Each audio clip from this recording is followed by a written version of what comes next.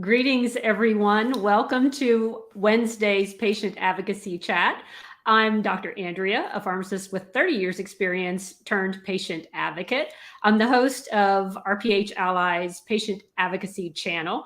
And with me today, I have my co-host, Kevin Walker, a pharmacist out on the West Coast. I'm East Coast, and he's the co-founder of RPH Ally, and he pops in here with me. We have these chats about things that are relevant to us personally, as well as within the advocacy space. How you doing, Kevin? So good, Andrea. And I'm, like we said before we jumped on, I'm just really excited about this particular episode because I feel like patient advocacy becomes so reactive, and you're giving us a really proactive way to look at it. And I think both from a business side and from a patient side of it, it's really cool. So I'm excited. Yeah, we try to keep these conversations pretty tight, and this one topic we could do for a month. And so I'm going to kind of pitch the concept, and then we're going to focus on just one aspect of it. And so the question for you, Kevin, is would your family be able to pass a family medical emergency stress test? Pass is an interesting word there, Andrea. So I believe we could pass, maybe a C, like right on the dot. But we would make it, but it wouldn't be an A plus by any means. We don't have her. Yeah, and so when we think of like you said, passing, right? Many of us, particularly if you're a healthcare provider, we know where the obstacles and the gaps are going to show up, right? But does that mean that we are any better? And I don't mean better prepared than the average person on the street. And because what we're talking about today is documentation. And before we got on here, I admitted, I don't have, an official will. I don't have advance directives, right?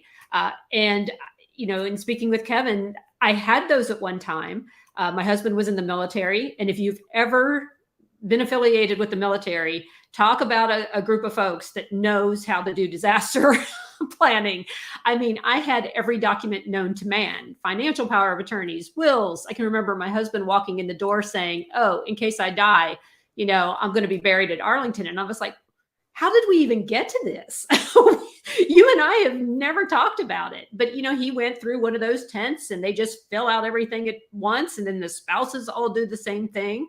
And you just carry this binder around prepared in case, something tragic ever happens.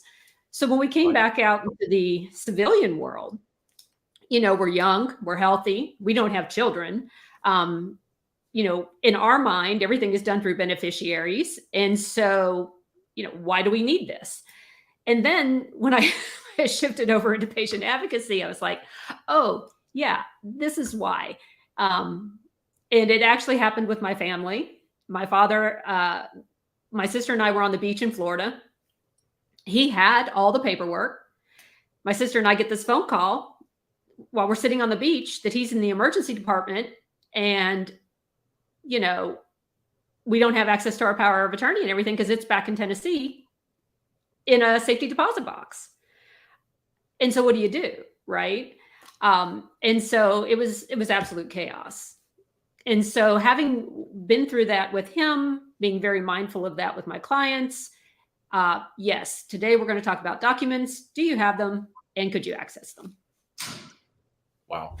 No, I'm really excited, Andrea. I feel like just the documentation is overwhelming. Like, what do I need to have? How do I put it together? Where do I place it? Who do I need to talk to about it? So I'm looking forward to just getting some direction on that. Right. There's a number of documents that can come up in a crisis. Wills are important. Financial power of attorneys, medical power of attorneys, or durable power of attorneys. There's different ones for different situations. There may also be, depending on the state you live in, one for behavioral health or mental health, if you were trying to make decisions for someone with those challenges. There's also the documents that basically show what the person prefers to happen with them in a crisis, right? How extreme do we want life-sustaining or prolonging interventions, right? Do not resuscitates, Or do you want full code? These are other things that can come up. And what I encourage people to do before we even get into these documents is to have conversations within your family, whomever, that could be your children, it could be yourself, your spouse, your elder parents, whomever is involved in your family. Have discussions and get an understanding of what people's basic wishes are. My husband and I were watching a television show last night, and somebody in the film dies. The spouse is having to pick out the clothing for the person to be buried in. And I looked at him and I said, I'll save you that.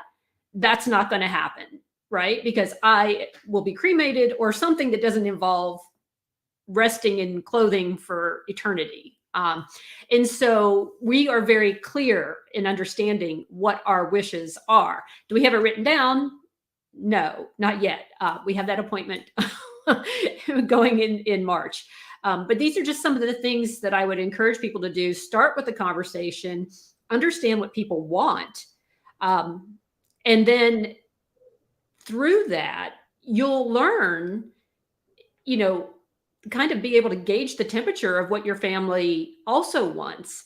Because as I've learned, funerals, the person who passes away, yes, the funeral is for that person and honoring that person. However, the funeral is by and large for the people that are behind as well. And so, honoring wishes of both, the deceased as well as the people that are still around. That's a conversation, and there can be some disagreements. I know a couple right now that's struggling with putting it down what they want, because one has one faith, one is another, one wants it, this type of, experience at death. The other doesn't necessarily agree. And they're kind of at a stalemate, because it's kind of hard do you just agree to what the other one wants because you'll be gone? You wouldn't see it, even if that's not what you want. It can really bring a lot of internal conflict. It can bring some decisions, some discomfort, and also some, peace of mind, because then in one of these family emergency stress tests, not only do we have the documentation, we know what the person wants, we have access, we have legal ability to step in or manage, but we're not having to make those decisions on the fly. Right.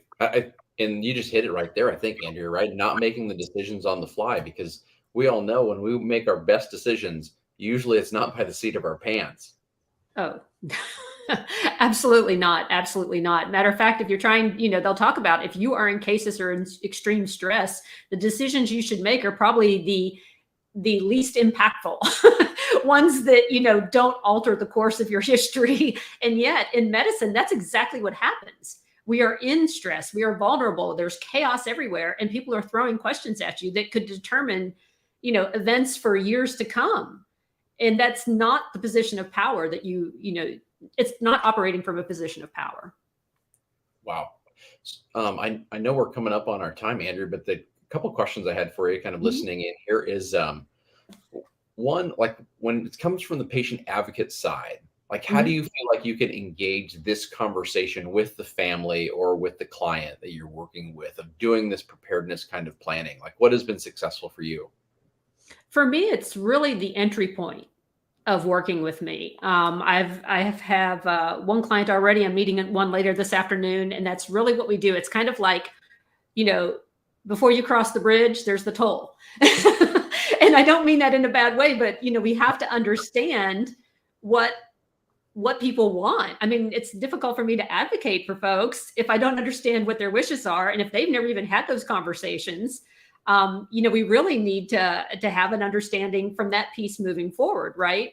And so, I have checklists that range from like the emergency, if somebody's in crisis, ABC, this is what we do. These are the documents. I have a number of checklists, and we can go through those. I can also give them to people to work on their own, but that's really kind of the first step, is knowing what you need. The next piece is, where do you store them, right? And safety deposit boxes, I know to some that's old school, whether it be a fire safe or something, but, oftentimes there'll be a master copy somewhere. or the certified copy, and that ends up locked up in someone's office. I just saw this a couple of weeks ago where, one person has a key, the other person that has the other key on the bank isn't available.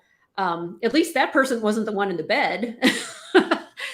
But, we now have electronic document storage systems that can be accessed. And so allowing people a passcode, or depending on the system, you can access those at varying degrees, depending on what your permissions are set at. Yeah, I think that is a topic we need to cover next time right there, some of those individual pieces. Well, Andrea, that's super exciting, and I love it. I mean, any parting words for the audience? I think for me, it's going to be sharing it with the family, going through some of the documentation, bringing those checklist mentalities in. And I know we'll touch on it in another episode, but right, the importance of already establishing the relationship, Andrea, with you prior to the crisis happening. I think that is just as important as the documentation, right? But that's for another episode. Absolutely. Parting words. It's not just for you if you're older. I mean, this is for everyone, regardless of the age spectrum, right? We need to know what to do and what people want. Awesome. All right. Well, thank you, everyone, for watching. Kevin, thank you for waking up very early. I know out there on the West Coast. I'm ready for lunch. Everybody take care. We'll be back next Wednesday. If you have questions, you can reach us at RPH Ally. When you see this, comment below on social media, and we'll circle back and chat. Bye-bye.